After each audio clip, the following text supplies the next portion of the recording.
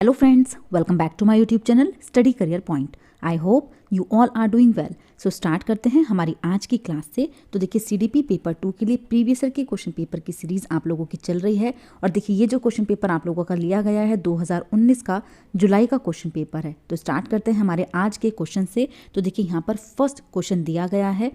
देखिए सारे ही question paper आप लोगों को कराए जा रहे हैं, चाहे वो ऑनलाइन एग्जाम हो चाहे ऑफलाइन एग्जाम हो।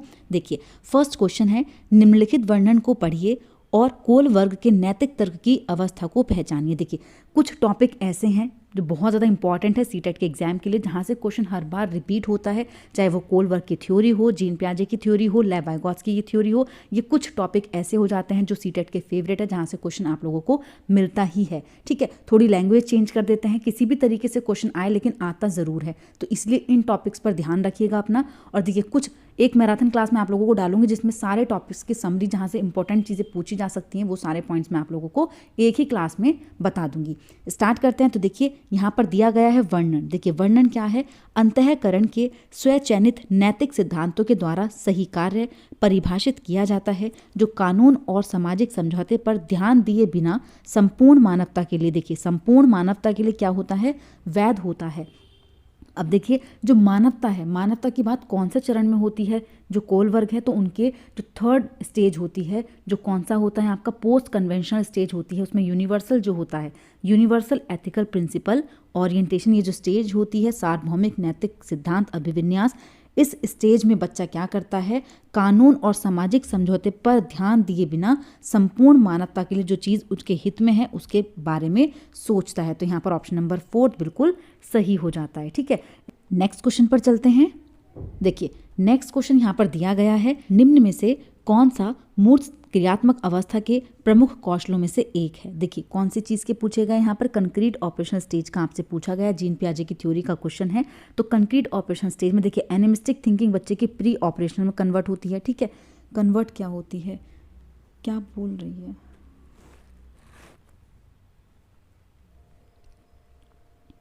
देखिए निम्न में से कौन सा मूर्त क्रियात्मक अवस्था के प्रमुख कौशलों में से एक है? यहाँ पर पूछा गया है कंक्रीट ऑपरेशनल स्टेज का। देखिए जीन पियाजे की थ्योरी का क्वेश्चन है। अब देखिए सबसे पहला जो पॉइंट यहाँ पर दिया गया है, एनिमिस्टिक थिंकिंग, ये कब डेवलप हो जाती है बच्चे की? प्री ऑपरेशनल स्टेज में ही डेवलप हो जाती है। एबिलिटी टू कंजर्व है, हाइपोथेटिको डिडक्टिव रीजनिंग, देखिए ये कौन से स्टेज में होती है? फॉर्मल में होती है। ठीक है, कौन सी में होती है? फॉर्मल में होती है, तो ये भी यहाँ पर नहीं होगी। सेकेंडरी सर्कुलर रिएक्शन, तो देखिए यहाँ पर कौन सा पॉइंट सही हो जाएगा? तो वो है देखिए यहाँ पर option number 2 ability to conserve. देखिए मैंने आप लोगों को बताया है CCS क्लासिफिकेशन, कंजर्वेशन और सीरिएशन कौन से स्टेज में होते हैं? कंक्रीट ऑपरेशनल स्टेज में होते हैं। नेक्स्ट क्वेश्चन देखते हैं। देखिए जीन पियाजे और लेव वाइगॉत्स्की जैसे संरचनावादी अधिगम को किस रूप में देखते हैं? कौशलों का अर्जन, प्रतिक्रियाओं का अनुबंध, निष्क्रिय आवृत्तीय प्रक्रिया या फिर सक्रिय वियोजन से अर्थ निर्माण की प्रक्रिया। देखिए ये क्या कहते हैं बच्चे के लिए कि बच्चा एक्टिव इंगेजमेंट के साथ ही मीनिंग मेकिंग कर सकता है प्रोसेस की। तो यहाँ पर कौन सा सही हो जाएगा? ऑप्शन नंबर 4 बिल्कुल सही है, सक्रिय विनियोजन करके अर्थ का निर्माण करना। नेक्स्ट क्वेश्चन देखते हैं। देखिए समाचार पत्रों से कहानियों एवं कतरनों का चयन करना, प्रस्तुत करना जो पुरुष और महिलाओं दोनों को गैर परंपरागत भूमिकाओं में चित्रित करते हैं, निम्न में से किसके लिए एक प्रभावी रणनीति है? लैंगिक जेंडर पक्षपात को बढ़ाने के लिए, लैंगिक जेंडर स्थिरता को बढ़ाने के लिए, रूढ़िवादी जेंडर भूमिकाओं को प्रोत्साहन देने के लिए, या फिर लैंगिक जेंडर रूढ़ियों का सामना करने के लिए। तो देखिए यहाँ पर कौन सा पॉइंट सही हो जाएगा? तो देखिए जो ये समाचार पत्रों से कहानियां हैं इनका चयन करने के लिए कह रहे हैं। ठीक है, तो वो किस चीज़ के लिए हो जाएगा? ऑप्शन नंबर 4 जेंडर रूढ़ियों का सामना करने के लिए बिल्कुल सही है। नेक्स्ट क्वेश्चन देखते हैं।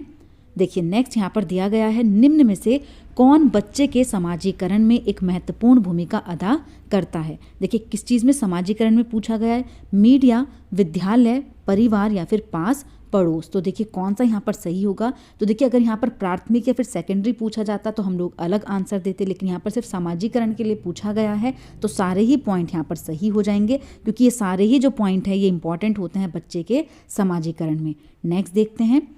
देखिए नेक्स्ट क्वेश्चन है, हॉवर्ड गार्डनर के बहुबुद्धि सिद्धांत के अनुसार निम्नलिखित विशेषताओं से युक्त एक व्यक्ति की बुद्धि को किस प्रकार से वर्गीकृत किया जा सकता है? विशेषताएं दी गई हैं। देखिए दूसरों की मनोदशा, स्वभाव, प्रेरणा तथा अभिप्राय को उचित तरीके से पता लगाने एवं प्रतिक्रिया करने की योग्यता क्या होती है? देखिए एक बच्चे ने क्वेश्चन भी पुटअप किया है कि मैम क्या प्रीवियस से रिपीट हो जाते हैं क्वेश्चन। तो देखिए बहुत बार ऐसा देखा भी गया है कि कुछ क्वेश्चन है सेम टू सेम आप लोगों को मिल जाते हैं देखने को। अब देखिए इसी क्वेश्चन की अगर मैं बात करूं तो मल्टीपल टाइम ये क्वेश्चन आया हुआ है कि दूसरों की मनोदशा को, उनके स्वभाव को, उनकी प्रेरणा को जानने के लिए कौन सी चीज़ होती है, वहाँ पर कौन सी इंटेलिजेंस होती है।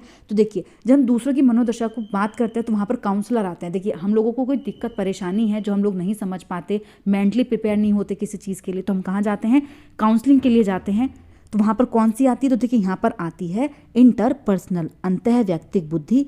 इंटरपर्सनल, देखिए इंट्रापर्सनल क्या होती है, मतलब हमारे ऊपर चीज़ें आ रही है जब हम खुद की मनोदशाओं को, खुद की भावनाओं को, खुद की प्रेरणा को समझ पाते हैं, तो वहाँ पर होती है अंतराव्यक्तिक। ठीक है, अभी किसकी बात हुई है, दूसरों की, तो वहाँ पर होगी इंटरपर्सनल, जहाँ पर अंतर्व्यक्तिक हम उसको कहते हैं। नेक्स्ट देखते हैं। देखिए नेक्स्ट क्वेश्चन यहाँ पर है, बच्चों के मूल्यांकन के लिए निम्न में से कौन से कारण होने चाहिए। देखिए मूल्यांकन के लिए कौन कौन से होने चाहिए। फर्स्ट दिया गया है बच्चों को गैर उपलब्धि वाले, निम्न उपलब्धि वाले, औसत और उच्च उपलब्धि वाले के रूप में अलग और नाम देना। देखिए नामीकरण बच्चे को आप कर रहे हैं, लेबल बच्चे को दे रहे हैं, सेपरेट कर रहे हैं बच्चे को। मैंने बार बार आप लोगों को बताया है ये जो पॉइंट होता है ये नेगेटिव होता है, ये हम नहीं करते हैं बच्चे के साथ। कक्षा में शिक्षण अधिगम प्रक्रियाओं में सुधार करना बिल्कुल सही है। समय के साथ बच्चों में होने वाले अधिगम परिवर्तनों और प्रगति के बारे में पता लगाना, ये भी बिल्कुल सही है। बच्चों की क्षमताओं, संभावनाओं, सशक्त पक्षों और चुनौतीपूर्ण पक्षों के बारे में माता पिता के साथ चर्चा करना, ये भी बिल्कुल सही हो जाएगा। ऑप्शन नंबर 3 देखिए यहाँ पर बिल्कुल सही है, सेकंड, थर्ड और फोर्थ। ठीक है, कौन सा सही हो जाएगा यहाँ पर, सेकंड, थर्ड और फोर्थ ऑप्शन यहाँ पर बिल्कुल सही हो जाएंगे। नेक्स्ट क्वेश्चन देखते हैं। देखिए नेक्स्ट क्वेश्चन यहाँ पर है, निम्न में से कौन सा प्रगतिशील शिक्षा की अवधारणा के बारे में प्रमुख है। पाठ्य पुस्तक केंद्रीय अधिगम, प्रत्येक बच्चे की क्षमता और संभावना में विश्वास करना, मानक निर्देश एवं मूल्यांकन या फिर बाह्य प्रेरणा और एक रूप मूल्यांकन मानदंड। तो देखिए कौन सा यहाँ पर सही हो जाता है, तो देखिए ऑप्शन नंबर 2 यहाँ पर बिल्कुल सही है। प्रगतिशील शिक्षा के बारे में पूछा गया था, प्रत्येक बच्चे की क्षमता और संभावना में विश्वास करना। नेक्स्ट क्वेश्चन देखते हैं। देखिए नेक्स्ट यहाँ पर है, विकास में व्यक्तिक विभिन्नता को समझने के लिए क्या महत्वपूर्ण है। वंशागत विशेषताओं पर विचार करना जो प्रत्येक व्यक्ति को जीवन में विशेष शुरुआत देती हैं। पर्यावरणीय कारकों पर विचार करना जो लोगों को प्रभावित करती हैं। शारीरिक एवं दिमाग के परिपक्वन पर विचार करना, या फिर वंशागत विशेषताओं के साथ साथ पर्यावरणीय कारकों और उनकी पारस्परिक क्रिया पर विचार करना। तो देखिए कौन सा यहाँ पर सही हो जाएगा, तो देखिए ऑप्शन नंबर 4 बिल्कुल सही है। व्यक्तिगत विभिन्नता को समझने के लिए महत्वपूर्ण है कि वंशागत विशेषताओं के साथ साथ पर्यावरणीय कारकों और उनकी पारस्परिक क्रिया पर विचार करना। नेक्स्ट क्वेश्चन देखते हैं। देखिए निम्न में से कौन सा विकास का सिद्धांत नहीं है। देखिए नेगेटिव पूछा है, व्यक्ति अलग अलग गति से विकास करते हैं। विकास तुलनात्मक रूप से क्रमिक होता है। विकास समय के साथ धीरे धीरे घटित होता है। विकास की सटीक गति और प्रकृति जन्म के समय ही निर्धारित हो जाती है। देखिए जन्म के समय पे कुछ भी निर्धारित नहीं किया जा सकता। यहाँ पर ऑप्शन नंबर 4 नेगेटिव हो जाएगा। इसके अलावा तीनों ही ऑप्शन यहाँ पर बिल्कुल सही हैं। नेक्स्ट क्वेश्चन देखते हैं। देखिए अनेक शोध अध्ययनों से पता चलता है कि शिक्षक लड़कियों की अपेक्षा लड़कों से अधिक पारस्परिक क्रिया करते हैं। इसका सही विवेचन क्या है, तो देखिए क्यों करते हैं। लड़कियों की तुलना में लड़कों में शैक्षिक क्षमताएं काफ़ी अधिक होती हैं। लड़कियों की तुलना में लड़कों को अधिक अवधान की आवश्यकता होती है। यह शिक्षण में लिंग पक्षपात का एक उदाहरण है। कक्षा में लड़कियों की तुलना में लड़कों को अधिक आसानी से नियंत्रित किया जा सकता है। तो देखिए कौन सा यहाँ पर सही हो जाता है, तो देखिए ऑप्शन नंबर 3 यहाँ पर बिल्कुल सही है। यह शिक्षण में लिंग पक्षपात का ही एक उदाहरण है। नेक्स्ट क्वेश्चन देखते हैं। देखिए एक समस्या को मूल और अपसारी समाधानों के साथ करने की योग्यता निम्न में से किसकी एक प्राथमिक विशेषता है। अहम केंद्रित बच्चों की, क्षतिग्रस्त बच्चों की, सृजनात्मक बच्चों की, या फिर अधिक आवश्यकता वाले बच्चों की। तो देखिए मूल रूप से और कौन सी थिंकिंग यूज कर रहे हैं, डाइवर्जेंट सॉल्यूशन फाइंड कर रहा है बच्चा, तो कौन सी स्टेज में हो जाएगा यहाँ पर, तो कैसा बच्चा है, तो वो है क्रिएटिव बच्चा, सृजनात्मक उसको कहेंगे। नेक्स्ट देखते हैं। दृश्य रूप से बाधित विद्यार्थियों के साथ कार्य करते समय एक शिक्षक को किस प्रकार के अनुदेशन अनुकूलन करने चाहिए। देखिए दृश्य रूप से बाधित मतलब आंखों में प्रॉब्लम है बच्चे के, स्पष्ट रूप से बोलना और छूकर महसूस करने वाली सामग्रियों का अधिक मात्रा में प्रयोग, कई प्रकार की दृश्य प्रस्तुतियों का प्रयोग, स्वयं अभिविन्यास करना ताकि विद्यार्थी उसे ध्यान से देख सकें। देखिए देखने की बात तो यहाँ पर गलत है क्योंकि दृश्य रूप से बाधित है बच्चा।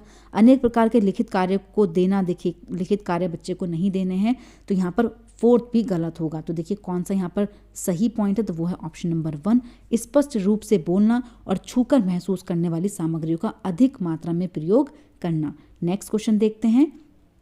देखिए सहयोगात्मक अधिगम और हम उम्र के साथियों के द्वारा शिक्षण का एक समावेशी कक्षा में किस प्रकार से उपयोग करना चाहिए। सक्रिय रूप से आगे बढ़ाना चाहिए, सक्रिय रूप से हतोत्साहित नहीं करना, बच्चे को डिस्करेज नहीं करना, कभी कभी प्रयोग करना चाहिए, फिर प्रयोग नहीं करना चाहिए। तो देखिए प्रयोग नहीं करना, कभी कभी करना, ये गलत हो जाएंगे, सक्रिय रूप से आगे बढ़ाना चाहिए। नेक्स्ट क्वेश्चन देखते हैं।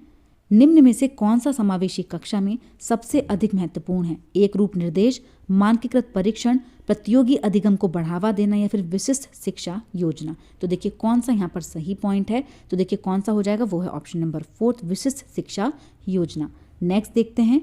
अधिगमकर्ताओं एवं उनकी प्राथमिक विशेषताओं के मिलान युग्मों में से निम्न में से कौन सा सही है। देखिए श्रव्य क्षतिग्रस्त अधिगमकर्ता, श्रव्य मतलब सुनने में प्रॉब्लम है और आपको किससे मैच कर रहे हो, दृश्य देखने वाले से, तो ये तो बिल्कुल गलत हो जाएगा। पठन अक्षमता अधिगमकर्ता, धारा प्रभाव पढ़ने और लिखने में कमी। सृजनात्मक अधिगमकर्ता अति सक्रिय, कार्य को पूरा करने में धीमे है। देखिए कार्य को पूरा करने में धीमे नहीं होते हैं, ये भी यहाँ पर गलत हो जाएगा।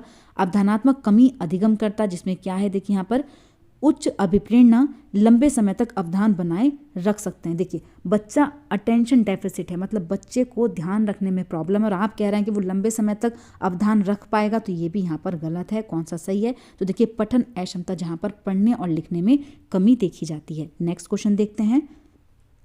देखिए निम्न में से कौन सा अधिगम के सार्थक सरलीकरण के रूप में परिणित नहीं होगा। देखिए नेगेटिव है, नेगेटिव को सर्किल कर लिएगा, क्योंकि कभी कभी बच्चे मिस्टेक कर देते हैं एग्जाम में, नेगेटिव की जगह पॉजिटिव टिक कर देते हैं। और देखिए जब एक बार आप फिल कर देते हैं OMR शीट को, तो उसमें चेंजेस नहीं होते हैं।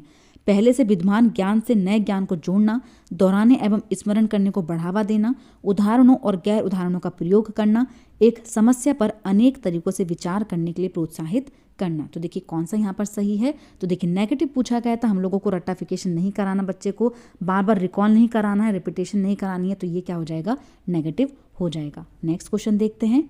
देखिए नेक्स्ट यहाँ पर दिया गया है। देखिए निम्न में से कौन सा एक संरचनात्मक परिवेश के साथ अनुकूल नहीं हो सकता है। नेगेटिव यहाँ पर भी पूछा गया है। देखिए विद्यार्थियों को जटिल, सार्थक एवं समस्या आधारित गतिविधियों में लगे रहने के लिए लगातार अवसर प्रदान करना, जहाँ पर अवसर दिए जाएंगे वो जो चीज़ होगी वो पॉजिटिव होती है। तो देखिए यहाँ पर ऑप्शन नंबर 1 बिल्कुल सही है। विद्यार्थी सहयोगात्मक तरीके से कार्य करते हैं तथा आपस में कार्य केंद्रित वार्ता में लगे रहने से सहयोग दिया जाता है, तो देखिए ये भी सही है। शिक्षक प्रमुख प्रकरणों के संबंध में विद्यार्थियों के विचारों, अनुभवों को प्राप्त करते हैं और उनके वर्तमान ज्ञान की पुनर्संरचना या विस्तृत करने के लिए शिक्षण अधिगम की योजना बनाते हैं, तो देखिए ये भी बिल्कुल सही है। एक ही पॉइंट यहाँ पर बचता है, वो है ऑप्शन नंबर 4, तो यही यहाँ पर गलत हो जाएगा। देखिए अध्यापक विशिष्ट सत्रावसान मूल्यांकन रणनीतियों को लागू करते हैं और प्रक्रियाओं के बजाय प्रदर्शन पर फीडबैक देते हैं, तो यहाँ पर नेगेटिव पूछा था, ऑप्शन नंबर 4 बिल्कुल नेगेटिव है। नेक्स्ट क्वेश्चन देखते हैं।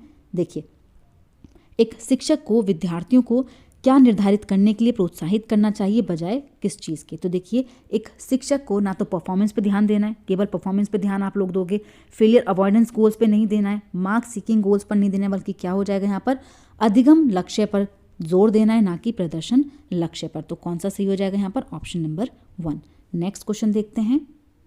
देखिए नेक्स्ट यहाँ पर है, निम्न में से कौन प्रभावी अधिगम रणनीतियों के उदाहरण हैं। फर्स्ट है लक्ष्य एवं समय सारणी निर्धारित करना, संगठनात्मक चार्टों और अवधारणात्मक नक्शे बनाना, उदाहरणों गैर उदाहरणों के बारे में सोचना, हम उम्र साथी को समझाना या फिर स्वयं से प्रश्न करना। तो देखिए कौन सा यहाँ पर सही हो जाएगा, तो देखिए सारे ही पॉइंट यहाँ पर बिल्कुल सही हैं। नेक्स्ट देखते हैं, इनमें से कौन सा बाह्य अभिप्रेरणा का उदाहरण है। देखिए बाह्य अभिप्रेरणा जो हम लोग ग्रेड के लिए करते हैं, मार्क्स के लिए करते हैं, दिखावे के लिए करते हैं, दूसरों की प्रशंसा पाने के लिए करते हैं, वो क्या होते हैं, वो बाह्य अभिप्रेरणा से आते हैं। अब देखिए फर्स्ट दिया गया यहाँ पर, मैं अपना गृह कार्य करना पसंद करती हूँ क्योंकि यह बहुत आनंददायक है। आनंद के लिए कोई बच्चा कार्य कर रहा है तो वो आंतरिक अभिप्रेरणा में आता है, ना कि बाह्य में, तो ये तो होगा नहीं। मैं बहुत अधिक सीखती हूँ जब मैं अपना गृह कार्य करती हूँ, जब मैं अपना गृह कार्य करती हूँ तो मैं बहुत अधिक सीखती हूँ, तो यहाँ पर ये बिल्कुल सही नहीं है। देखिए बाह्य अभिप्रेरणा के लिए, क्योंकि ये भी क्या हो जाएगा, इंटरेस्ट के लिए बच्ची कर रही है।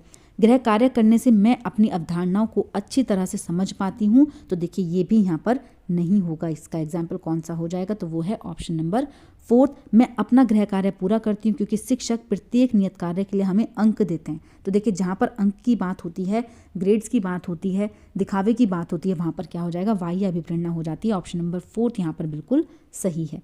नेक्स्ट देखते हैं, एक प्राथमिक कक्षा कक्ष में एक शिक्षक को क्या करना चाहिए। केवल उदाहरण देने चाहिए। देखिए केवल उदाहरण नहीं देना, केवल गैर उदाहरण देना, उदाहरण गैर उदाहरण दोनों देने चाहिए, या फिर उदाहरण या गैर उदाहरण दोनों ही नहीं देने चाहिए। तो यहाँ पर कौन सा सही हो जाएगा, दोनों देने चाहिए। नेक्स्ट देखते हैं, निम्नलिखित रणनीतियों में से कौन सी बच्चों में अर्थ निर्माण को बढ़ावा देगी। अन्वेषण परिचर्चा, सूचनाओं का संचलन, दंडात्मक साधनों का प्रयोग नहीं करना, मानकीकृत परीक्षण का इस्तेमाल नहीं करना। कौन सा सही हो जाएगा, तो वो है ऑप्शन नंबर 1, एक्सप्लोरेशन और डिस्कशन का इस्तेमाल करना है कक्षा में। नेक्स्ट क्वेश्चन देखते हैं, बच्चों की गलतियां और भ्रांत धारणाएं शिक्षण अधिगम प्रक्रिया में एक महत्वपूर्ण कदम है। शिक्षण अधिगम प्रक्रिया में रुकावट तो नहीं होती है, अनदेखी नहीं करनी चाहिए। सूचित करती हैं कि बच्चों की क्षमताएं वयस्कों की तुलना में बहुत निम्न स्तर की होती हैं। तो देखिए ये भी यहाँ पर गलत हो जाएगा। कौन सा सही है, महत्वपूर्ण कदम होती हैं। नेक्स्ट देखते हैं, देखिए संरचनात्मक ढांचे में बच्चों को किस रूप में देखा जाता है। लघु वयस्क के रूप में जो सभी पक्षों जैसे आकार, संज्ञान, संवेग में वयस्क की तुलना में कम है, या फिर कोरी पट्टियाँ, खाली स्लेट जिसके जीवन को अनुभव के द्वारा पूर्ण रूप से आकार दिया जाता है, या फिर निष्क्रिय प्राणी जिसे अनुबंधन के द्वारा किसी भी रूप में आकार दिया जा सकता है और ढाला जा सकता है, या फिर एक समस्या समाधान करने वाला तथा वैज्ञानिक अन्वेषक के रूप में। तो देखिए यहाँ पर बात की गई है किसकी, कंस्ट्रक्टिविस्ट फ्रेम चाइल्ड की। तो वहाँ पर कौन सा पॉइंट सही है, तो वो है ऑप्शन नंबर 4, एक समस्या समाधानकर्ता के रूप में आप यहाँ पर देख सकते हैं। ना तो उसको कोरे स्लेट के रूप में देखेंगे, ना ही लघु वयस्क और ना ही निष्क्रिय प्राणी के रूप में। तो कौन सा सही है, ऑप्शन नंबर 4 यहाँ पर सही हो जाएगा। नेक्स्ट देखते हैं, अपनी कक्षा में सहयोगात्मक अधिगम का प्रयोग करते समय एक शिक्षक की भूमिका किस प्रकार की होती है।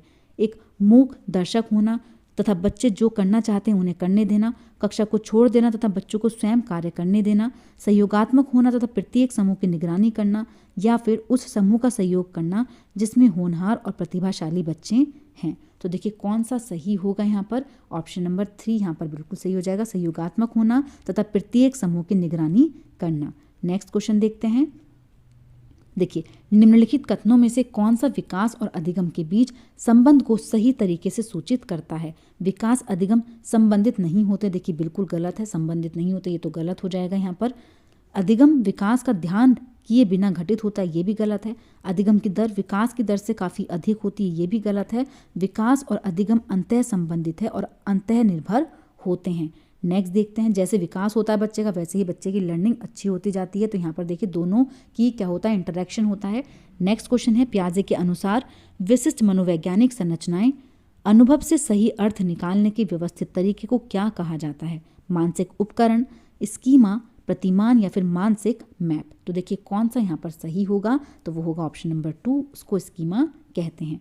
नेक्स्ट देखते हैं, एक उचित प्रश्न या फिर सुझाव के द्वारा बच्चे की समझ को उस बिंदु से बहुत आगे ले जाया जा सकता है जिस पर वह अकेले पहुंच सकती है। निम्न में से कौन सी संरचना उपरोक्त को प्रकाशित करती है। तो देखिए जब बच्चा उस बिंदु पर पहुंच गया है जहां तक उसका पोटेंशियल था, उसके आगे हम उसको हिंट दे करके पहुंचा रहे हैं, तो उसको कहते हैं हम निकस्त विकास का क्षेत्र ZPD। ठीक है, ऑप्शन नंबर 1 यहाँ पर बिल्कुल सही होगा। नेक्स्ट और लास्ट क्वेश्चन है, देखिए यहाँ पर लेव वाइगोत्स्की के अनुसार आधारभूत मानसिक क्षमताओं को मुख्य रूप से किसके द्वारा उच्चतर संज्ञानात्मक प्रक्रियाओं में बदला जाता है। देखिए पुरस्कार दंड का इस्तेमाल नहीं करते लेव वाइगोत्स्की। सामाजिक पारस्परिक क्रिया, ये देखिए ये पॉइंट बिल्कुल सही हो जाएगा।